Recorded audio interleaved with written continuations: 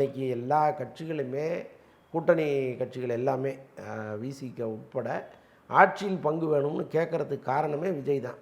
அவர் தான் முதல்ல அதை அறிவித்தார். தமிழகத்தில் இதற்கு முன்னாடி 2 கட்சிகளும் மாறி மாறி பல கட்சிகளோடு கூட்டணி வச்சுருக்காங்க. ஆனால் ஆட்சியில் பங்கு கொடுத்ததே கிடையாது. ஆனால் விஜய் தான் வந்து அவருடைய முதல் மாநாட்டில், விக்கிரவாண்டி மாநாட்டில் ஆட்சியிலேயும் நான் பங்கு தரேன்னு சொன்னது மிகப்பெரிய விளைவை இன்றைக்கி ஏற்படுத்தியிருக்கு. எல்லாருமே கேள்வி கேட்பதற்கு அது ஒரு பெரிய காரணமாக இருக்குது. நீங்கள் கொடுக்கலன்னா விஜய் தராருங்க, நான் அங்கே போகிறேன்னு சொல்கிற அளவுக்கு அது ஒரு பயனுள்ள விஷயமாக மாறி இருக்குது.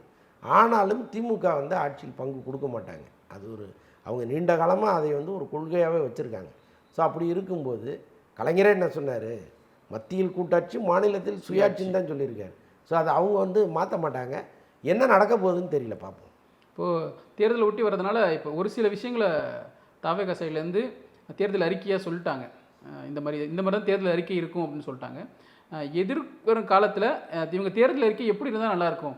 திமுகவை சார்ந்து அதிமுகவை சார்ந்து இருக்குமா, இல்லை இவங்க 2 பேரும் சொல்லாத சில விஷயங்களை தாவேகா சைட்லேருந்து வைப்பாங்களா? இல்லை, சொல்லாத விஷயங்களை வச்சா தானே அது தனித்துவமாக இருக்கும். இன்னொன்று வந்து இப்போ இந்த மாதிரி தேர்தல் அறிக்கையை எல்லா கட்சியுமே அந்த கட்சியினுடைய ஒரு குழுவை அமைத்து அதை உருவாக்குவாங்க. ஆனால் முதல் முறையாக தாவேகா என்ன பண்ணுது, மக்கள்கிட்டேருந்து அந்த கருத்தை கேட்குது. உங்களுக்கு எதாவது ஐடியா இருந்தால் எங்களுக்கு சொல்லுங்கள், நாங்கள் வந்து அது கன்சிடர் பண்ணுறோம் அப்படிங்கிற மாதிரி சொல்லி அது ஒரு பெரிய பிரபண்டாக போயிட்டுருக்கு. இப்போ பல்வேறு ஊர்கள்லேருந்து உங்களுடைய தேர்தல் அறிக்கையில் இதெல்லாம் சேர்த்துக்குங்க, இப்படியெல்லாம் நீங்கள் பண்ணிங்கன்னா மக்களுடைய ஓட்டு வருங்கிற ஐடியாக்கள்லாம் தொடர்ந்து அவங்க தலைமைக்கு அனுப்பிச்சிட்டே இருக்காங்க. இப்போ அதையெல்லாம் அவங்க படித்து பார்த்து அதில் ஏதாவது வித்தியாசமாக ஒன்று கிடச்சிதுன்னா அது தேர்தலையே மாற்றக்கூடிய வல்லமை பெற்றதாக கூட இருக்கலாம். இப்போ ஒரு தேர்தலில் கலைஞர் வந்து கலர் டிவி கொடுப்பேன்னு அறிவித்தார்.